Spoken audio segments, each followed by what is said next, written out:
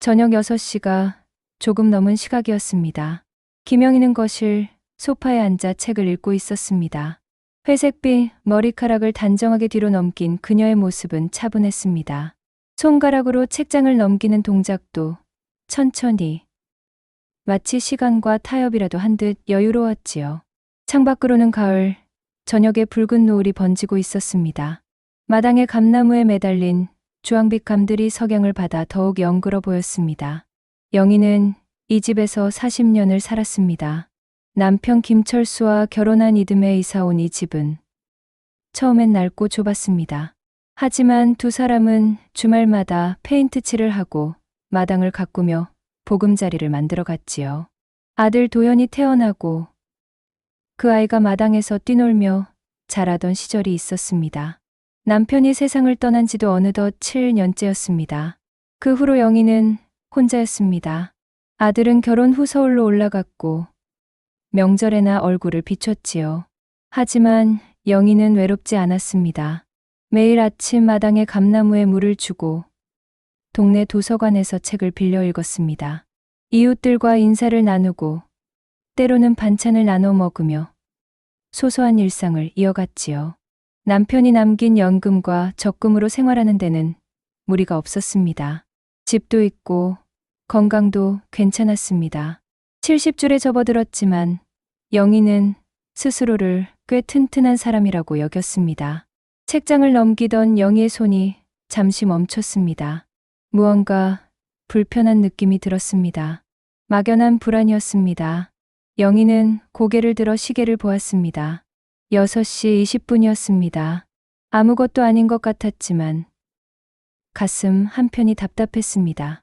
그녀는 책을 덮고 부엌으로 향했습니다.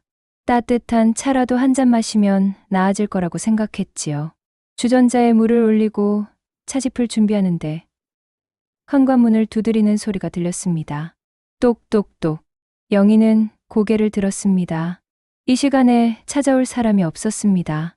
택배도 아니었습니다. 주전자 불을 줄이고 현관으로 향했습니다. 문을 열자 이웃집 박진호가 서 있었습니다. 어머니, 괜찮으십니까? 진호는 50 중반의 남자였습니다. 단정한 회색 재킷에 검은색 안경을 쓴 그는 출판사에서 편집자로 일했습니다. 10년 전 이 동네로 이사 온 후 영희와는 좋은 이웃으로 지내왔지요. 진호는 혼자 살았습니다. 이혼 후 아이들은 전처가 키우고 있었고 그는 조용히 책과 글에 파묻혀 사는 사람이었습니다. 진호 씨, 무슨 일이세요? 영희가 물었습니다. 진호의 얼굴이 평소와 달랐습니다. 무언가 심각한 표정이었습니다. 그는 잠시 주위를 둘러보더니 낮은 목소리로 말했습니다. 안으로 들어가서 말씀드려도 될까요? 영희는 고개를 끄덕였습니다. 두 사람은 거실로 들어갔습니다. 진호는 소파에 앉지 않고 서 있었습니다. 그의 손이 미세하게 떨리고 있었습니다. 선생님, 조심하셔야 합니다. 진호가 말했습니다. 주변에서 좋지 않은 얘기를 들었습니다. 영희는 진호를 바라보았습니다. 그의 눈빛이 진지했습니다. 농담이 아니었습니다. 무슨 얘기를 들으셨는데요? 도연 씨 부부 말입니다. 최근에 선생님 재산에 관심이 많다는 얘기가 돌고 있습니다. 영희의 얼굴이 굳었습니다. 도연, 그녀의 아들이었습니다. 38살의 그는 서울에서 중견기업 과장으로 일하고 있었습니다. 결혼한 지 5년째였습니다. 아내 최미경은 같은 회사 출신이었고 지금은 퇴사해 집에서 아이를 키우고 있었지요. 손자 하나, 손녀 하나였습니다. 그럴 리가요. 영희가 고개를 저었습니다. 도연이는 그런 아이가 아닙니다. 저도 그렇게 믿고 싶습니다. 진호가 말했습니다.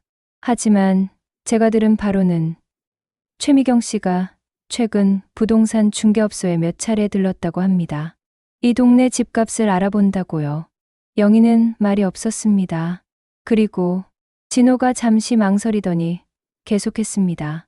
미경 씨 과거에 대해서도 좋지 않은 소문이 있습니다.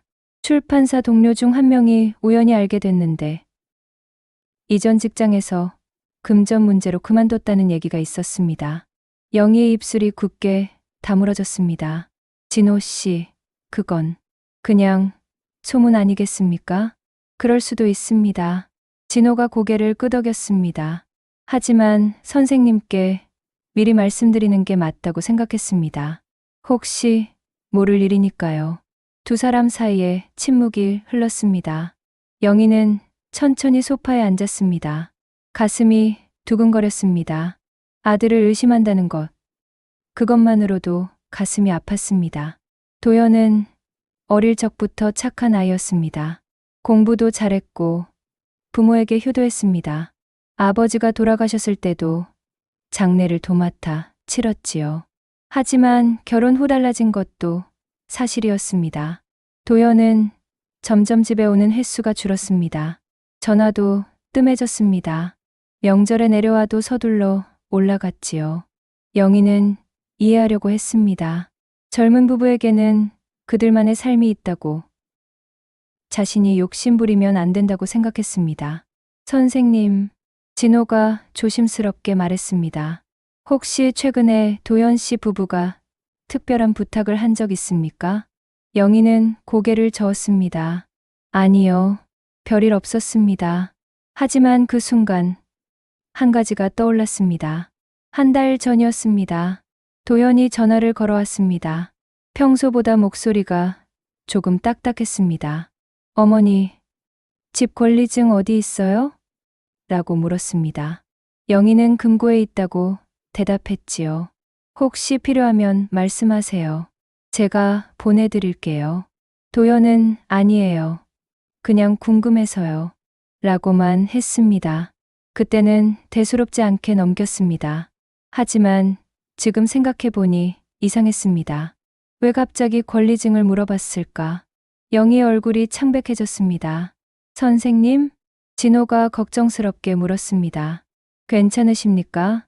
영희는 고개를 들어 진호를 보았습니다. 고맙습니다. 진호 씨, 말씀해 주셔서 너무 걱정하지 마십시오. 진호가 부드럽게 말했습니다. 그냥 조심하시라는 뜻이었습니다. 제가 예민했을 수도 있고요. 진호는 곧 집으로 돌아갔습니다. 영희는 혼자 거실에 앉아 있었습니다. 창밖은 어느새 어두워졌습니다. 감나무 그림자가 마당에 길게 늘어져 있었습니다. 부엌에서는 주전자가 보글보글 끓는 소리가 들렸습니다.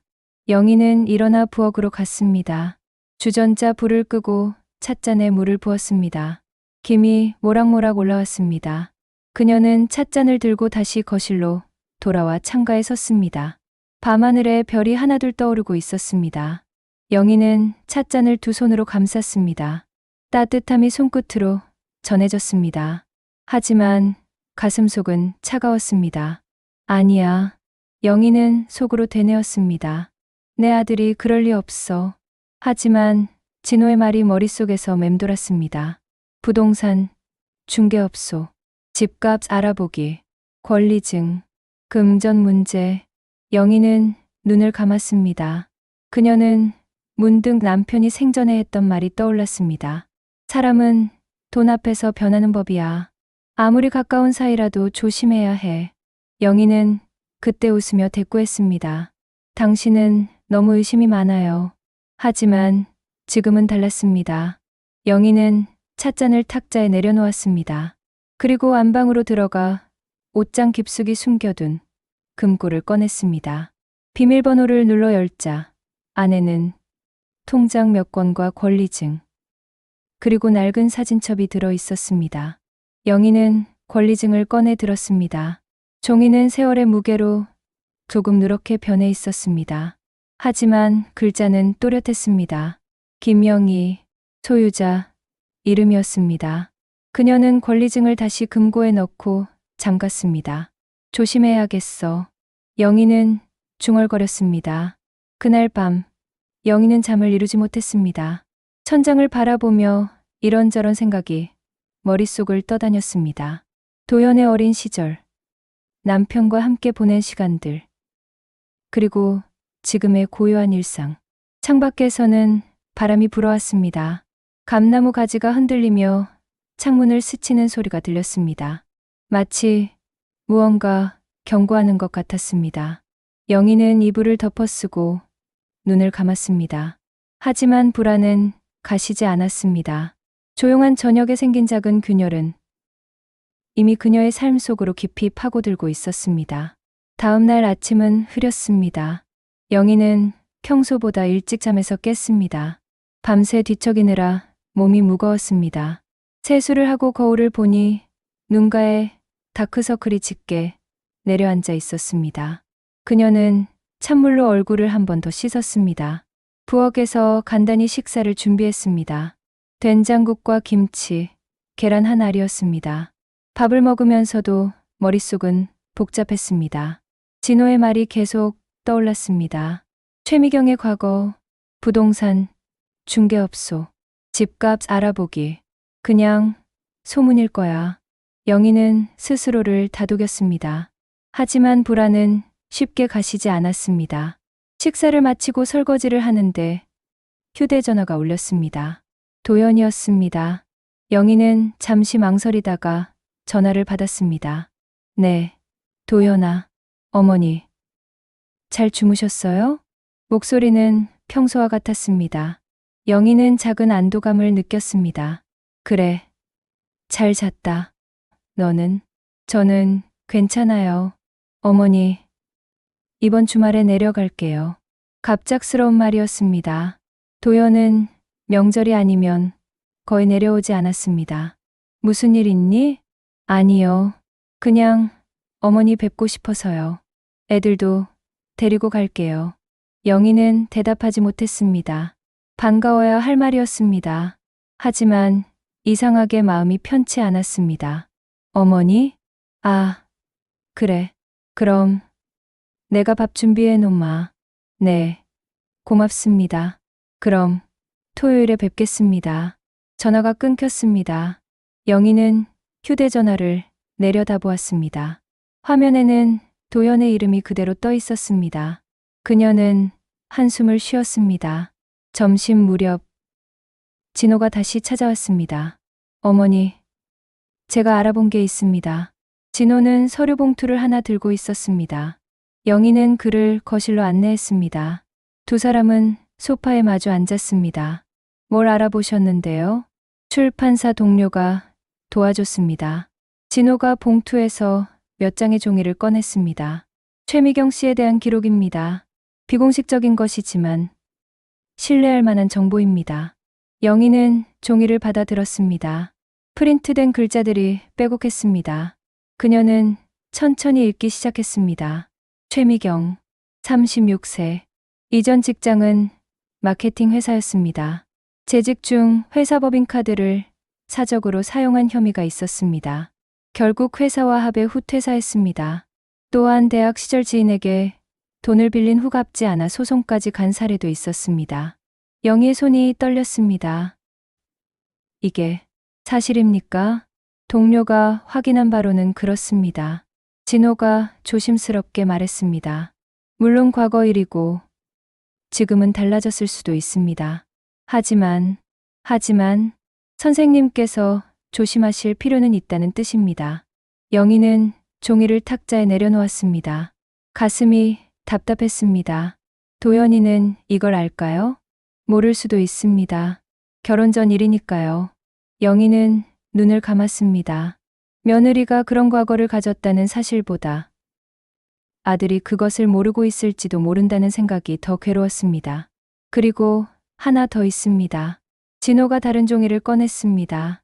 최근 미경 씨가 대출 상담을 받았다는 기록입니다. 금액이 꽤 큽니다. 1억 5천만 원 정도입니다.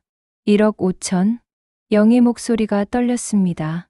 담보는 아직 정해지지 않았습니다. 하지만 상담 내용을 보면 부동산 담보대출을 알아본 것 같습니다. 영희는 아무 말도 할 수 없었습니다. 진호는 잠시 침묵을 지키다가 입을 열었습니다. 선생님, 혹시 도연 씨한테 집 얘기를 들은 적 있으십니까? 영희는 고개를 저었습니다.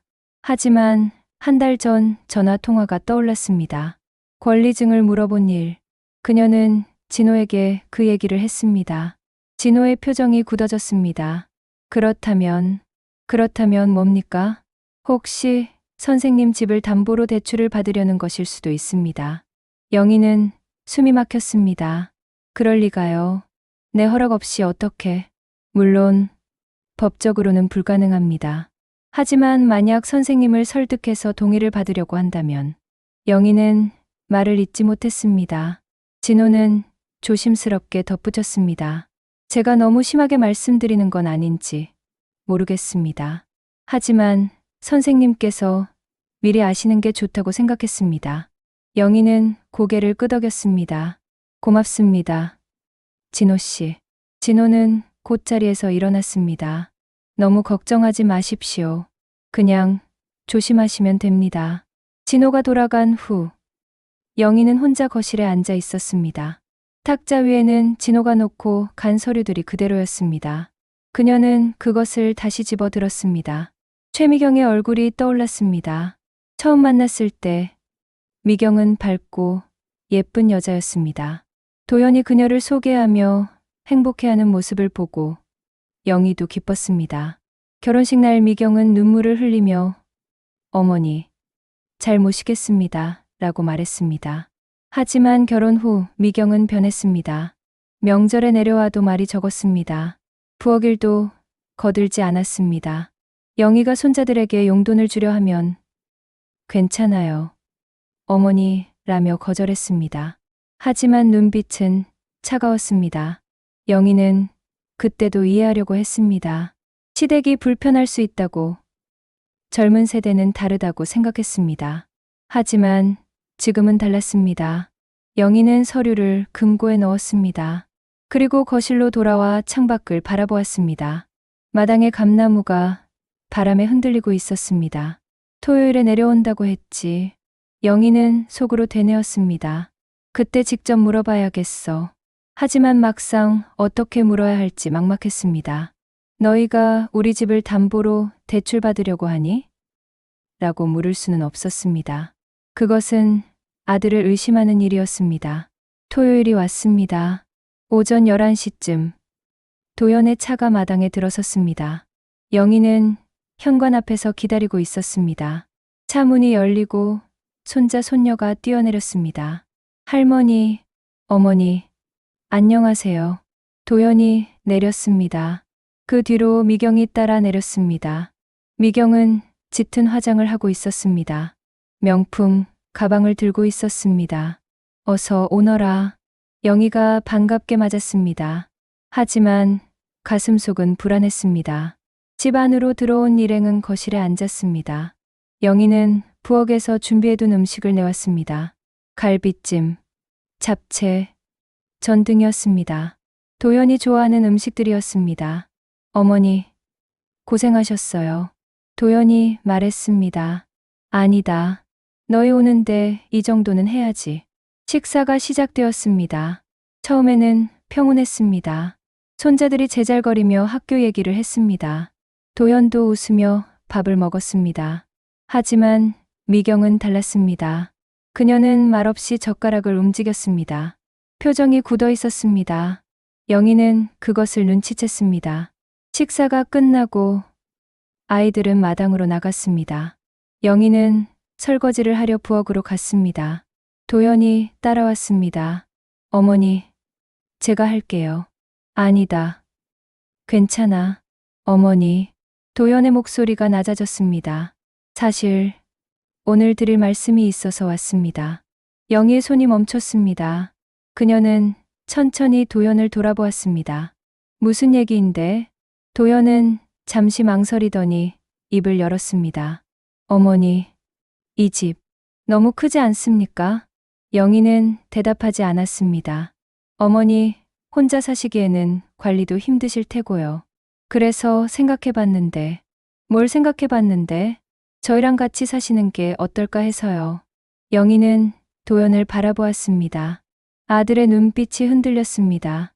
같이 산다는 게 무슨 뜻이냐? 서울로 올라오시는 겁니다. 저희가 집을 좀 넓은 데로 옮기고 어머니 방도 따로 드릴게요. 그럼 이 집은? 도연은 잠시 침묵했습니다. 팔아야죠. 영희의 가슴이 철렁 내려앉았습니다.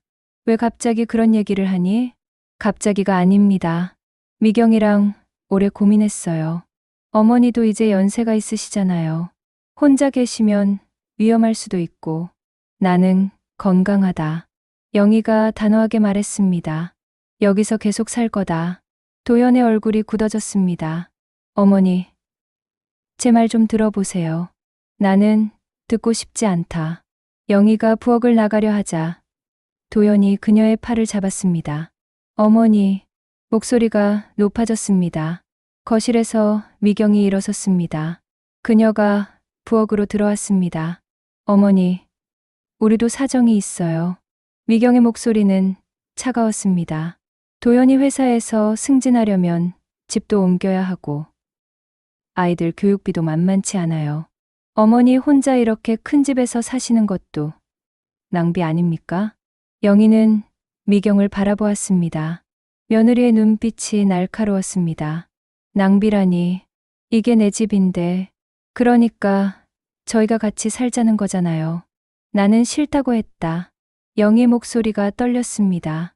미경은 한숨을 쉬었습니다. 그리고 도연을 돌아보았습니다. 당신이 말씀드려요. 제대로. 도연은 난처한 표정을 지었습니다. 하지만 곧 결심한 듯 입을 열었습니다. 어머니, 사실은 저희가 돈이 좀 필요합니다. 영희는 아무 말도 하지 못했습니다. 회사 일도 있고 아이들 학원비도 있고 여러 가지로 지출이 많아요. 그래서 이 집을 팔면 안 된다. 영희가 단호하게 말했습니다. 이 집은 내 아버지랑 내가 평생 모아서 산 집이다. 팔 수 없어. 어머니, 도연의 목소리가 높아졌습니다. 제 형편도 좀 생각해 주세요. 저도 사람인데 이렇게 힘든 줄 아세요? 영희는 아들을 바라보았습니다. 도연의 얼굴이 붉게 상기되어 있었습니다. 그 모습이 낯설었습니다. 도연아, 어머니가 이렇게 고집부리시면 저희도 어쩔 수 없어요. 도연이 돌아서서 거실로 나갔습니다. 미경도 따라 나갔습니다. 영희는 부엌에 혼자 남았습니다. 잠시 후 차 시동 거는 소리가 들렸습니다.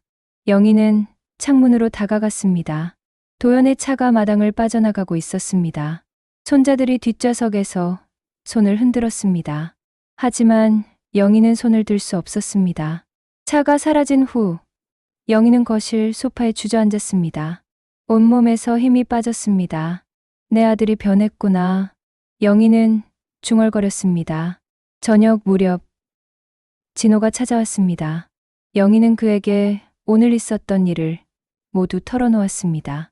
진호는 말없이 듣고 있었습니다. 선생님, 이제 결정하셔야 합니다. 진호가 조심스럽게 말했습니다. 그냥 넘어가실 건지 아니면 법적으로 대응하실 건지. 영희는 대답하지 못했습니다. 제 생각에는 진호가 말을 이었습니다. 선생님께서 먼저 움직이시는 게 좋을 것 같습니다. 권리증을 안전하게 보관하시고 필요하면 법률 상담도 받으셔야 합니다. 영희는 고개를 끄덕였습니다. 내 아들이라도 잘못했다면 바로잡아야지. 그녀의 목소리는 떨렸지만 눈빛은 단호했습니다. 밤이 깊어갔습니다. 영희는 안방에 누웠습니다. 천장을 바라보며 눈물이 흘러내렸습니다. 하지만 그녀는 결심했습니다. 이 집은 지켜야 해. 창밖에서는 다시 바람이 불었습니다. 감나무 가지가 창문을 두드렸습니다. 영희는 눈을 감았습니다. 내일부터 무엇을 해야 할지 그녀는 알고 있었습니다. 월요일 아침이었습니다. 영희는 잠을 설쳤습니다. 주말의 일이 머릿속에서 떠나지 않았습니다. 도연의 목소리, 미경의 차가운 눈빛, 그리고 마지막으로 본 손자들의 모습까지. 아침 식사도 제대로 하지 못했습니다. 영희는 커피 한 잔을 마시고 현관으로 나갔습니다. 우편함을 확인하려는 것이었습니다. 우편함을 열자 몇 통의 광고지와 함께 등기우편 한 통이 들어 있었습니다. 발신인은 법무법인이었습니다. 영희의 손이 떨렸습니다. 봉투를 뜯자 내용 증명이 나왔습니다. 그녀는 천천히 읽기 시작했습니다. 김영희 귀하. 귀하 소유의 부동산에 대한 소유권, 이전 및 처분에 관하여. 영희는 숨이 막혔습니다. 내용 증명은 도연의 이름으로 발송된 것이었습니다. 요지는 간단했습니다. 어머니가 고령이므로 재산 관리 능력이 떨어질 수 있으니 자녀에게 재산을 이전하거나 관리를 위임하는 것이 바람직하다는 내용이었습니다. 물론 법적 구속력은 없었습니다. 하지만 이것은 경고였습니다. 압박이었습니다. 영희는 내용 증명을 들고 집 안으로 들어갔습니다. 거실, 소파에 주저앉아 종이를 다시 읽었습니다. 글자 하나하나가 가슴에 못을 박는 것 같았습니다. 내 아들이 이런 짓을. 전화벨이 울렸습니다. 도연이었습니다. 영희는 떨리는 손으로 전화를 받았습니다. 어머니.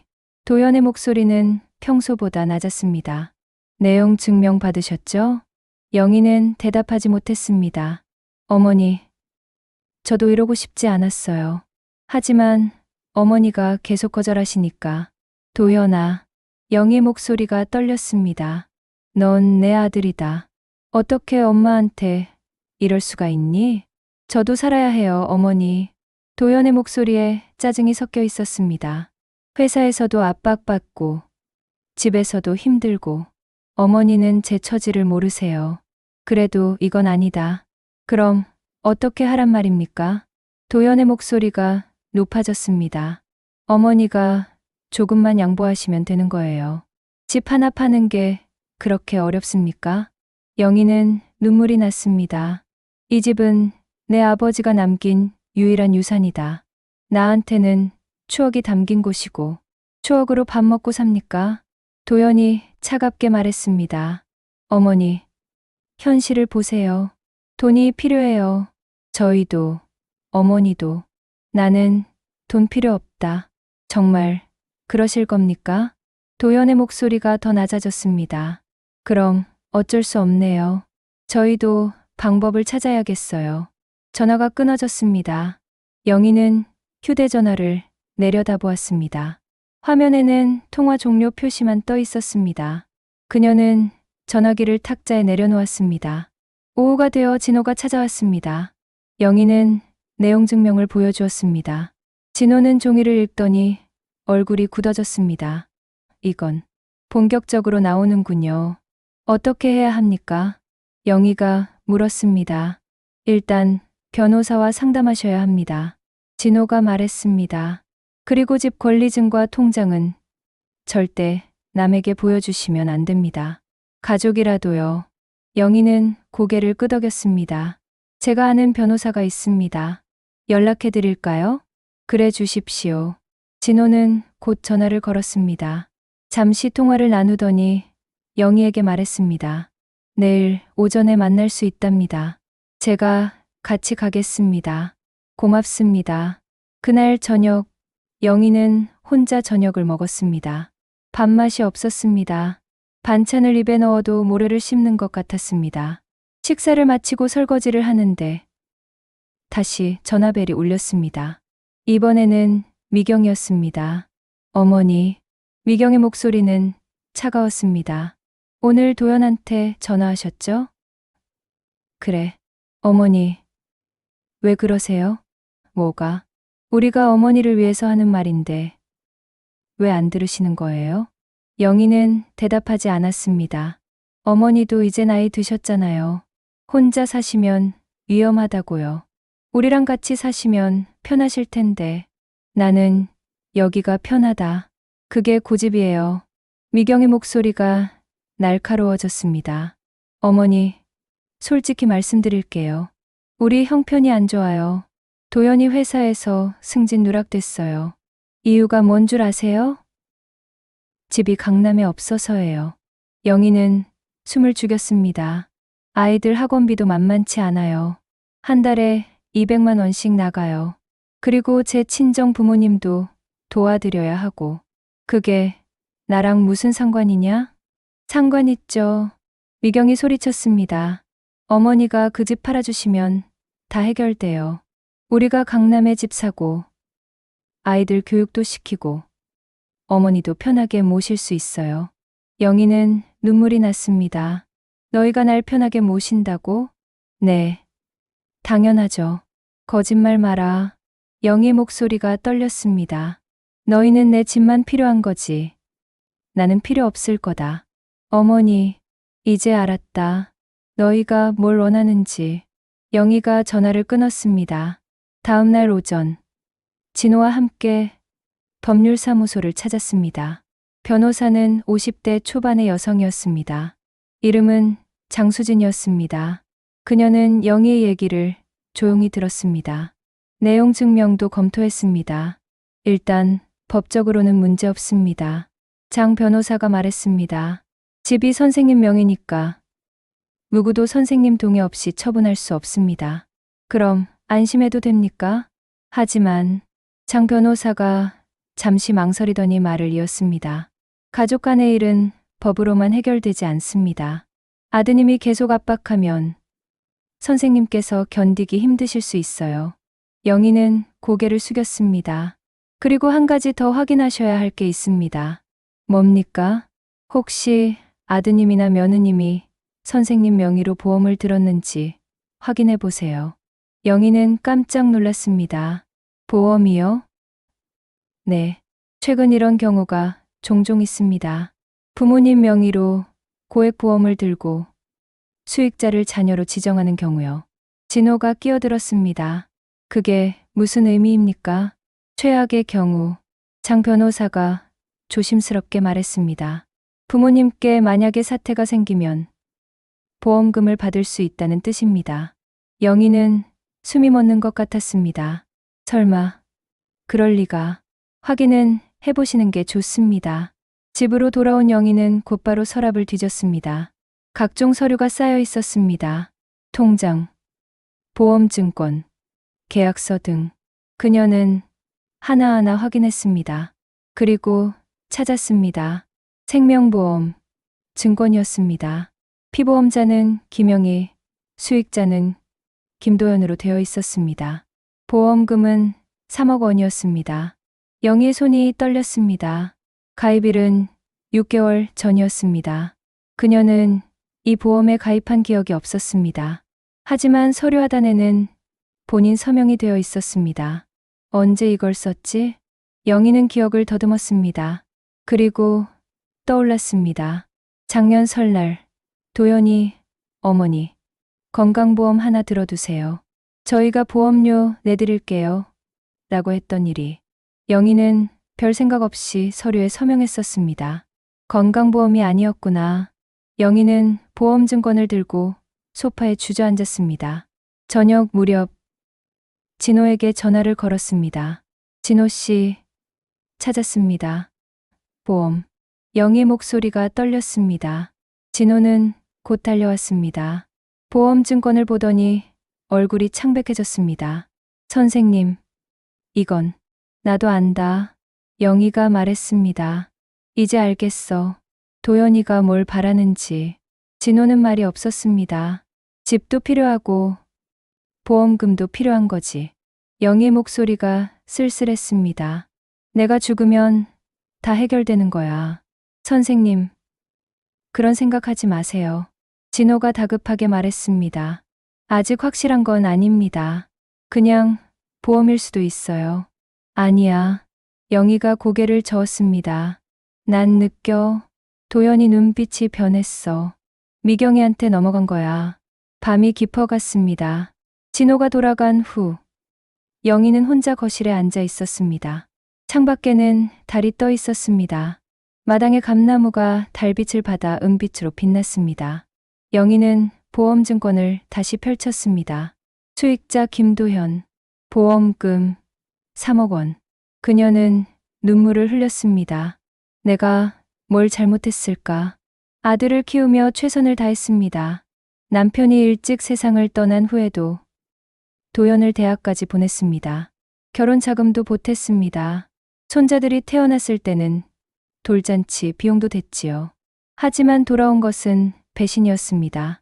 영희는 보험증권을 탁자에 내려놓았습니다. 그리고 일어나 안방으로 갔습니다. 옷장을 열고 금고를 꺼냈습니다. 안에는 권리증과 통장이 들어 있었습니다. 영희는 그것들을 꺼내 침대에 앉았습니다. 권리증을 펼쳐 소유자 이름을 확인했습니다. 김영희. 아직은 그녀의 것이었습니다. 이걸 지켜야 해. 영희는 결심했습니다. 집만이 아니었습니다.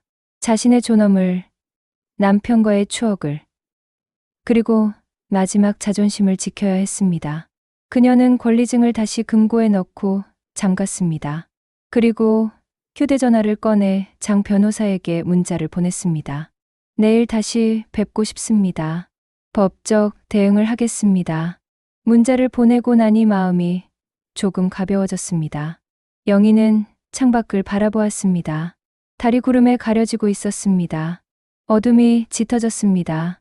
하지만 그녀는 알고 있었습니다. 새벽은 온다. 어둠이 아무리 깊어도 결국 아침은 오는 법이었습니다. 영희는 침대에 누웠습니다. 눈을 감았지만 잠은 오지 않았습니다. 머릿속으로 내일 할 일들을 정리했습니다. 변호사와 상담, 보험 해지, 그리고 필요하다면 경찰 신고까지. 도연아, 미안하다.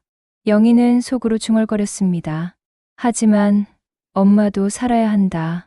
창밖에서 바람 소리가 들렸습니다. 감나무 가지가 흔들렸습니다. 낙엽이 떨어지는 소리가 희미하게 들려왔습니다. 가을이 깊어가고 있었습니다. 영희는 이불을 끌어올려 몸을 감쌌습니다. 추위가 느껴졌습니다. 하지만 마음만큼은 따뜻했습니다. 싸울 결심을 했기 때문입니다. 옳은 일을 하기로 결심했기 때문입니다. 영희는 천천히 눈을 감았습니다. 이번에는 잠이 왔습니다. 깊고 고요한 잠이었습니다. 내일을 위한 휴식이었습니다. 수요일 오전이었습니다. 영희는 일찍 일어나 세수를 하고 단정하게 옷을 입었습니다. 거울을 보니 얼굴이 수척했습니다. 며칠 사이 살이 빠진 것 같았습니다. 하지만 눈빛만큼은 또렷했습니다. 아침 식사를 마치고 진호가 찾아왔습니다. 선생님, 준비되셨습니까? 그래. 두 사람은 함께 법률사무소로 향했습니다. 가는 길에 영희는 말이 없었습니다. 진호도 조용히 운전에만 집중했습니다. 법률사무소에 도착하자 장 변호사가 기다리고 있었습니다. 어서 오세요. 세 사람은 상담실로 들어갔습니다. 영희는 가방에서 보험증권을 꺼냈습니다. 장 변호사가 받아 살펴보았습니다. 장 변호사의 얼굴이 심각해졌습니다. 이건 선생님께서 직접 서명하신 게 맞습니까? 그렇습니다. 하지만 내용을 제대로 몰랐어요. 설명을 들으셨습니까? 아들이 건강보험이라고만 했습니다. 장 변호사는 고개를 끄덕였습니다. 이런 경우가 의외로 많습니다. 고령자를 대상으로 한 보험 사기죠. 사기요? 정확히는 기망에 의한 계약입니다. 선생님께서 내용을 제대로 알았다면 서명하지 않으셨을 테니까요. 영희는 숨을 깊이 들이쉬었습니다. 어떻게 하면 됩니까? 일단 보험을 해지하셔야 합니다. 장 변호사가 메모지에 뭔가를 적으며 말했습니다. 그리고 아드님이 추가로 압박해오면 법적 대응을 고려하셔야 합니다. 법적 대응이라면 접근 금지 가처분, 재산 보전 조치 등입니다. 영희는 고개를 숙였습니다. 내 아들을 상대로 그런 걸 해야 한다니. 선생님, 장 변호사가 부드럽게 말했습니다. 지금은 선생님을 지키는 게 우선입니다. 가족이라도 잘못된 일은 바로잡아야 해요. 영희는 천천히 고개를 끄덕였습니다. 알겠습니다. 진행해 주세요. 오후에 보험사를 방문했습니다. 영희는 해지 신청서를 작성했습니다. 담당 직원이 확인 전화를 걸겠다고 했습니다. 수익자인 도연에게 연락이 갈 것이었습니다. 괜찮으시겠습니까? 직원이 물었습니다. 괜찮습니다. 영희는 단호하게 대답했습니다. 집으로 돌아온 것은 저녁 무렵이었습니다. 진호는 혹시 모르니 제가 좀 있다가 가겠습니다. 라고 했습니다. 영희는 고마워하며 차를 내왔습니다. 두 사람이 거실에서 차를 마시고 있을 때 전화벨이 울렸습니다. 도연이었습니다. 영희는 잠시 망설이다가 전화를 받았습니다. 어머니, 도연의 목소리가 화가 나 있었습니다. 보험을 왜 해지하셨어요?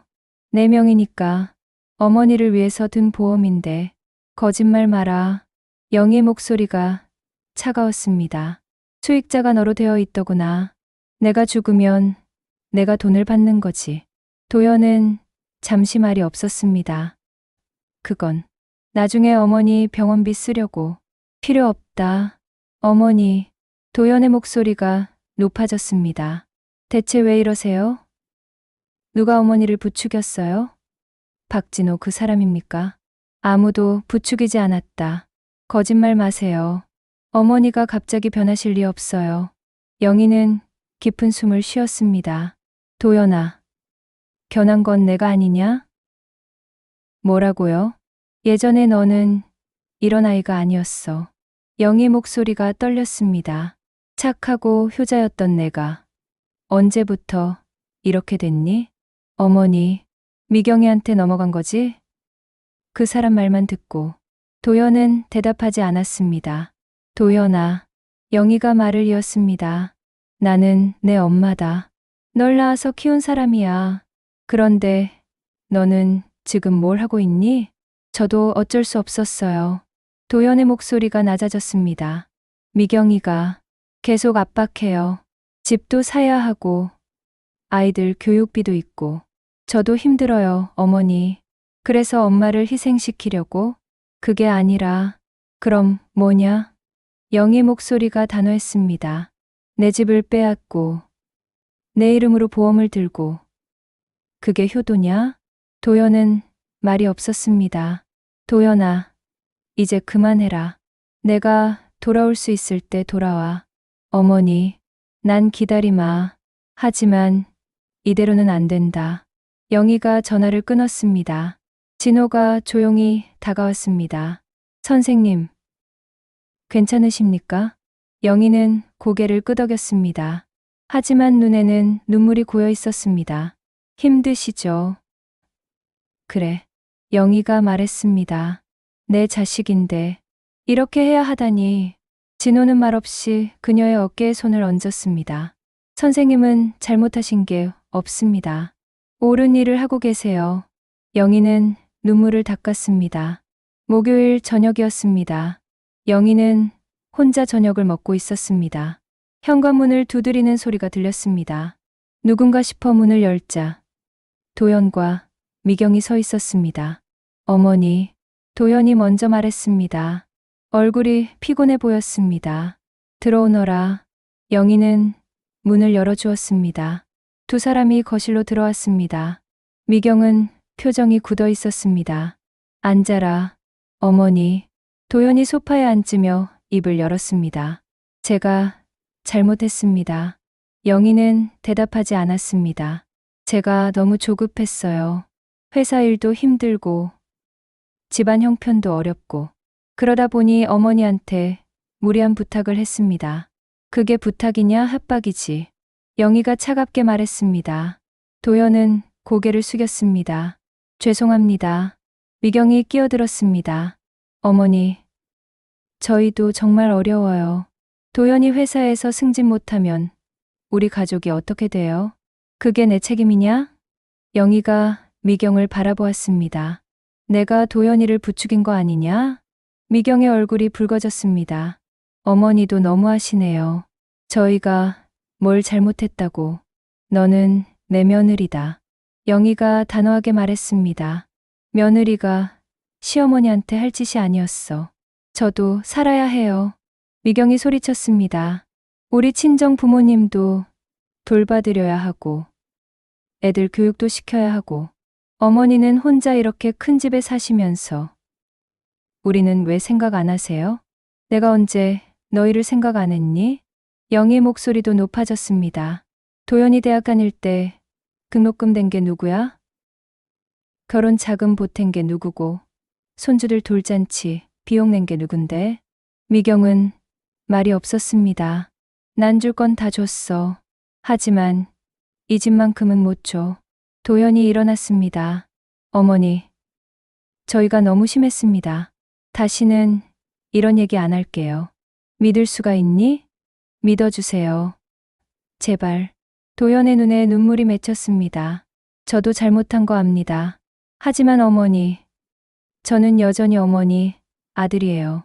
영희는 아들을 바라보았습니다. 도연의 얼굴이 어릴 적과 겹쳐 보였습니다. 초등학교 운동회 때 달리기에서 넘어져서 울던 모습, 대학 합격증을 들고 좋아하던 모습, 아버지 장례식 때 눈물 흘리던 모습. 하지만 지금은 달랐습니다. 도연아, 영희가 말했습니다. 너는 이제 예전의 내가 아니야. 어머니, 나한테 말로는 사과하면서 속으로는 또 다른 생각을 하고 있는 거 아니냐? 도연은 고개를 저었습니다. 아닙니다. 정말 잘못했어요. 그럼 증명해라. 어떻게요? 당장 집으로 돌아가라. 그리고 다시는 내 집 얘기 꺼내지 마라. 도연은 망설였습니다. 미경이 그의 팔을 잡아당겼습니다. 당신, 가요. 더 이상 얘기해봤자 소용없어요. 두 사람이 일어났습니다. 도연은 마지막으로 영희를 돌아보았습니다. 어머니, 정말 죄송합니다. 영희는 대답하지 않았습니다. 현관문이 닫혔습니다. 차 시동 거는 소리가 들렸습니다. 영희는 창가로 다가가 밖을 내다보았습니다. 도연의 차가 골목을 빠져나가고 있었습니다. 그녀는 소파에 주저앉았습니다. 온몸에서 힘이 빠졌습니다. 하지만 마음은 편했습니다. 해야 할 말을 했기 때문입니다. 금요일 아침이었습니다. 영희는 진호에게 전화를 걸었습니다. 진호 씨, 어젯밤에 도연이가 다녀갔어요. 그래요? 무슨 일 있었습니까? 사과하러 왔더라고요. 하지만 진심인지 모르겠어요. 선생님께서는 어떻게 하실 겁니까? 법적 조치를 계속 진행하려고요. 진호는 잠시 침묵하더니 말했습니다. 현명한 결정입니다. 고맙습니다. 진호 씨, 옆에서 도와주셔서. 저도 선생님께 배웁니다. 뭘 배워요? 용기를요. 영희는 전화를 끊고 창밖을 바라보았습니다. 마당의 감나무에 감이 무르익어 가고 있었습니다. 주황빛이 짙어졌습니다. 가을이 깊어가고 있었습니다. 영희는 일어나 부엌으로 갔습니다. 차를 끓이며 생각했습니다. 이제 시작이야. 법적 싸움은 쉽지 않을 것입니다. 아들과의 관계도 회복하기 어려울지 모릅니다. 하지만 영희는 결심했습니다. 끝까지 가기로, 옳은 일을 하기로. 그날 오후 장 변호사에게서 연락이 왔습니다. 선생님, 보험 해지가 완료됐습니다. 고맙습니다. 그리고 재산 보전 조치도 신청했습니다. 다음 주에 법원 신문이 있을 겁니다. 알겠습니다. 영희는 전화를 끊고 안방으로 갔습니다. 금고를 열어 권리증을 꺼냈습니다. 종이를 펼쳐 소유자 이름을 다시 확인했습니다. 김영희, 그녀의 이름이었습니다. 남편과 함께 평생 일해서 산 집이었습니다. 아들을 키운 집이었습니다. 추억이 담긴 집이었습니다. 이 집은 지킬 거야. 영희는 권리증을 다시 금고에 넣고 잠갔습니다. 저녁이 되었습니다. 영희는 혼자 저녁을 먹었습니다.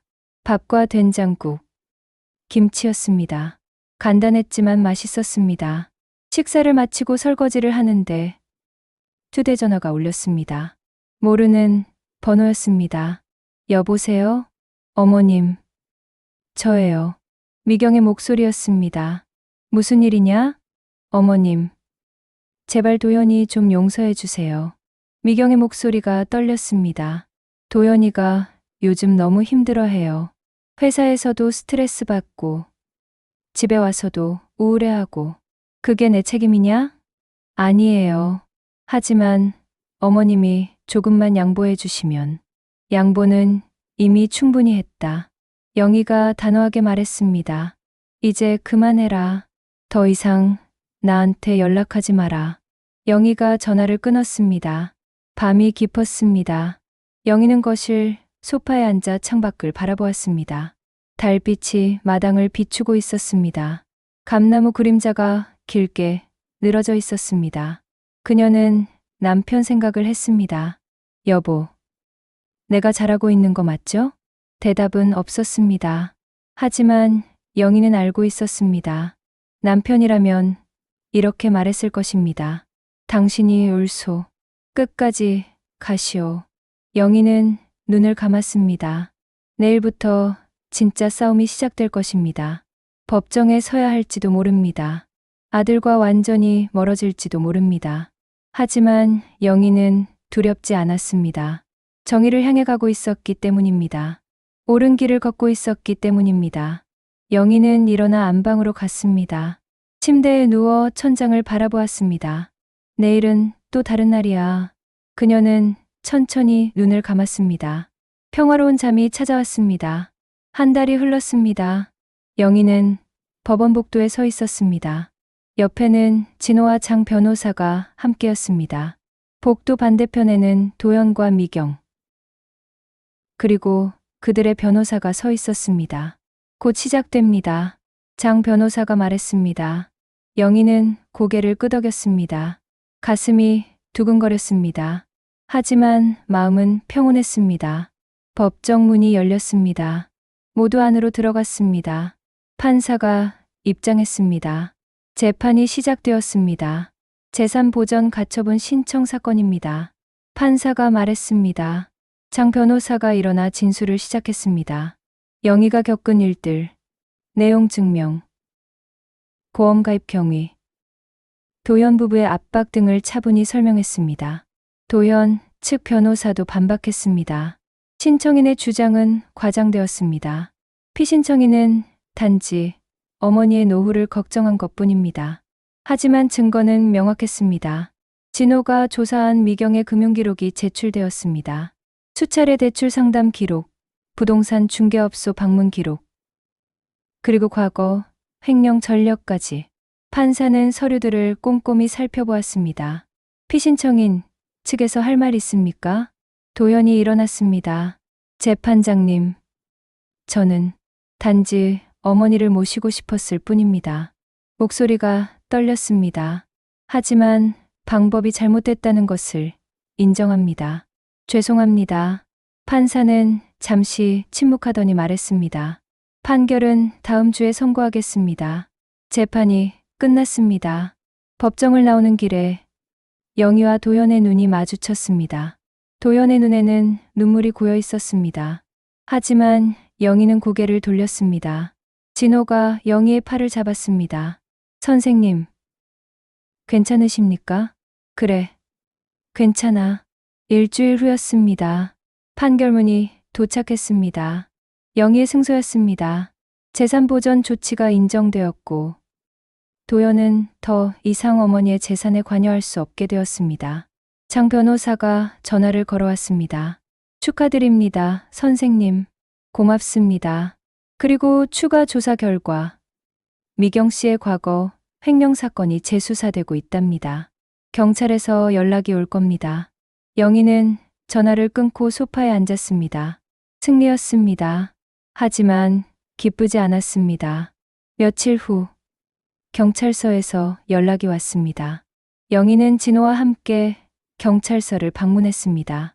형사가 미경의 과거 사건을 설명했습니다. 최미경 씨는 이전 직장에서 법인카드를 사적으로 사용해 약 2천만 원을 횡령했습니다. 당시 회사와 합의했지만 최근 다른 피해자가 추가로 고소를 했습니다. 그럼 어떻게 되는 겁니까? 구속 수사가 진행될 예정입니다. 영희는 숨을 깊이 들이쉬었습니다. 제 아들은요? 도연 씨는 직접적인 범죄 행위가 없습니다. 하지만 미경 씨를 방조한 혐의는 있을 수 있습니다. 이틀 후 미경이 구속되었습니다. 뉴스에서 짧게 보도되었습니다. 영희는 텔레비전을 끄고 창밖을 바라보았습니다. 마음이 무거웠습니다. 그날 저녁 도연이 찾아왔습니다. 영희는 문을 열었습니다. 도연의 얼굴은 수척했습니다. 머리는 헝클어져 있었고 수염도 제대로 깎지 않은 것 같았습니다. 어머니, 도연이 무릎을 꿇었습니다. 죄송합니다. 정말 죄송합니다. 눈물이 주르르 흘러내렸습니다. 영희는 말없이 아들을 내려다보았습니다. 저는 바보였어요. 미경이 말만 듣고 어머니를 배신했어요. 일어나라. 영희가 차갑게 말했습니다. 어머니, 일어나서 들어와. 도연은 일어나 집 안으로 들어왔습니다. 두 사람은 거실에 마주 앉았습니다. 도연아, 영희가 입을 열었습니다. 너는 내 아들이다. 그건 변하지 않아. 도연은 고개를 숙였습니다. 하지만 내가 한 일은 용서받기 어려워. 알고 있습니다. 나는 내가 다시 예전의 도연이로 돌아오길 바란다. 착하고 정직했던 그 아이로. 도연이 고개를 들었습니다. 할 수 있을까요? 너만 원한다면. 영희가 말했습니다. 하지만 시간이 필요할 거야. 내가 너를 다시 믿으려면. 도연은 고개를 끄덕였습니다. 평생이 걸려도 괜찮습니다. 제가 다시 어머니, 아들이 될 수 있다면. 영희는 눈물을 참았습니다. 아이들은 어떻게 하니? 친정어머니가 돌봐주시고 있어요. 제가 제대로 된 아버지가 못 돼서 그 애들한테는 죄가 없다. 영희가 말했습니다. 다음 주말에 데리고 와라. 할머니가 밥 해줄게. 도연의 눈에 다시 눈물이 고였습니다. 어머니, 감사합니다. 가거라. 그리고 생각해봐. 앞으로 어떻게 살아야 할지. 도연은 일어나 절을 했습니다. 그리고 집을 나갔습니다. 다음 주 토요일이었습니다. 도연이 아이들을 데리고 왔습니다. 손자, 손녀는 할머니를 보고 달려왔습니다. 할머니, 어머니, 안녕하세요. 도연이 조심스럽게 인사했습니다. 미경은 없었습니다. 구치소에 있었습니다. 들어오너라. 영희는 아이들을 끌어안았습니다. 아이들의 따뜻한 체온이 느껴졌습니다. 점심을 준비했습니다. 갈비찜과 잡채, 전과 나물이었습니다. 아이들이 좋아하는 음식이었습니다. 할머니, 맛있어요. 손자가 말했습니다. 많이 먹어라. 식사 중에 도연이 조용히 말했습니다. 어머니, 저 회사 그만뒀어요. 영희는 젓가락을 멈추고 아들을 바라보았습니다. 왜? 더 이상 그곳에 있을 수 없었어요. 제가 한 일들을 생각하면. 영희는 고개를 끄덕였습니다. 그래서 어떻게 할 거니? 작은 일이라도 찾아보려고요. 아이들 키우고 제대로 된 아버지가 되고 싶어요. 미경이는, 도연은 잠시 침묵했습니다. 이혼하기로 했어요. 영희는 놀라지 않았습니다. 그게 나을지도 모르겠다. 네. 아이들한테도 그게 나을 것 같아요. 식사 후 아이들은 마당에서 놀았습니다. 영희와 도연은 거실에서 차를 마셨습니다. 도연아, 네, 어머니, 너한테 화가 많이 났었다. 도연은 고개를 숙였습니다. 하지만 너는 내 아들이야. 그 사실만큼은 변하지 않아. 어머니, 시간이 걸리겠지만 우리 다시 가족이 되자. 도연이 눈물을 흘렸습니다. 고맙습니다, 어머니. 정말 고맙습니다. 저녁이 되어 도연 일가가 돌아갔습니다. 영희는 혼자 남았습니다. 하지만 외롭지 않았습니다. 며칠 후 진호가 찾아왔습니다. 선생님, 좋은 소식이 있습니다. 무슨 소식인데요? 미경 씨 사건이 종결됐답니다. 징역 2년이 선고됐어요. 영희는 고개를 끄덕였습니다. 그래요. 그리고 도연 씨는 혐의 없음으로 처리됐답니다. 다행이네요. 진호가 차를 한 모금 마시며 말했습니다. 선생님, 정말 대단하세요. 뭐가요? 이 모든 걸 견디신 게요. 쉽지 않으셨을 텐데. 영희는 미소 지었습니다. 진호 씨가 옆에 있어서 가능했어요. 고마워요. 제가 더 감사합니다. 선생님께 많이 배웠어요. 뭘 배웠는데요? 옳은 일을 하는 용기요. 두 사람은 잠시 침묵 속에서 차를 마셨습니다. 진호 씨. 네. 앞으로도 자주 들러주세요. 이 집이 너무 조용하니까. 물론입니다. 제가 좋은 이웃이 되겠습니다. 가을이 저물어가고 겨울이 다가왔습니다. 어느 날 아침, 영희는 마당으로 나갔습니다. 감나무 아래에 낙엽이 쌓여 있었습니다.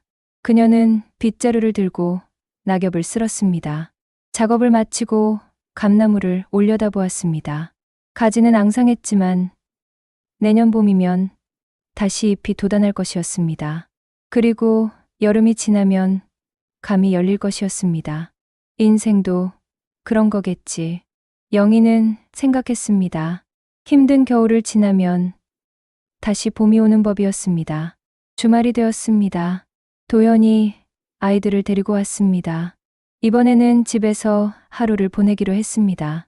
저녁을 먹고 아이들은 할머니 방에서 잠들었습니다. 영희와 도연은 거실에 앉아 있었습니다. 어머니, 제가 정말 많이 변했죠? 영희는 아들을 바라보았습니다. 그래, 변했어. 다시 돌아갈 수 있을까요? 천천히 하면 돼. 영희가 말했습니다. 중요한 건 내가 진심으로 변하고 싶어 하느냐는 거야. 원합니다. 정말로요. 그럼 괜찮아. 도연은 어머니의 손을 잡았습니다. 어머니, 사랑해요.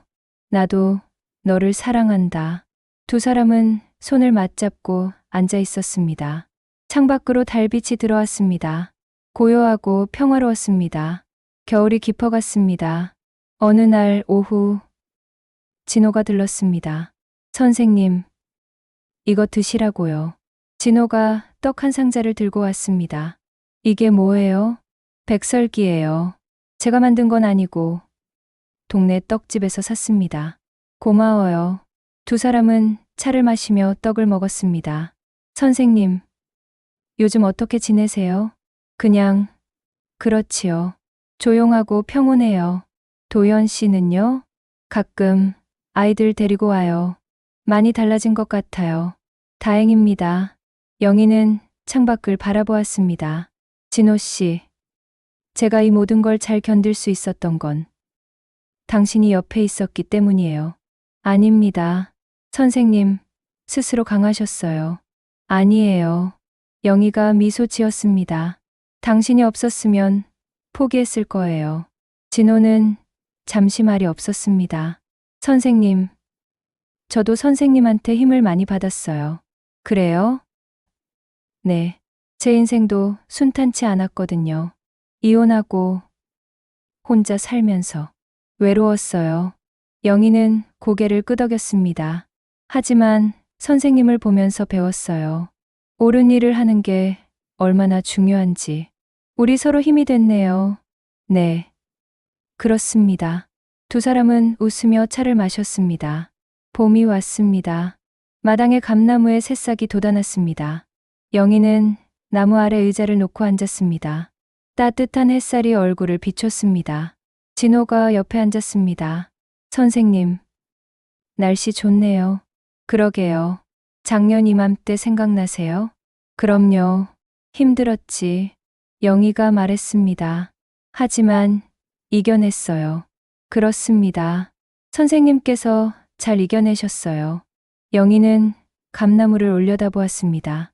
새싹이 푸르게 자라고 있었습니다. 생명의 기운이 느껴졌습니다. 진호 씨. 네.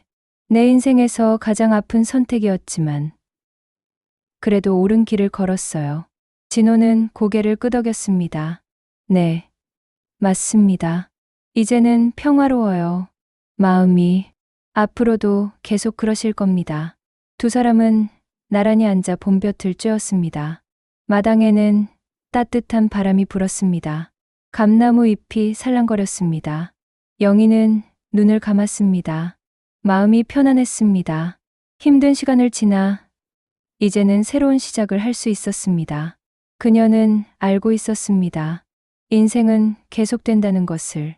힘든 겨울 끝에는 반드시 봄이 온다는 것을. 그리고 옳은 일을 한 사람에게는 평화가 찾아온다는 것을. 영희는 미소 지었습니다. 감나무 아래에서 그녀는 진호와 함께 따뜻한 차를 마셨습니다. 새로운 계절이 시작되고 있었습니다. 그리고 새로운 희망도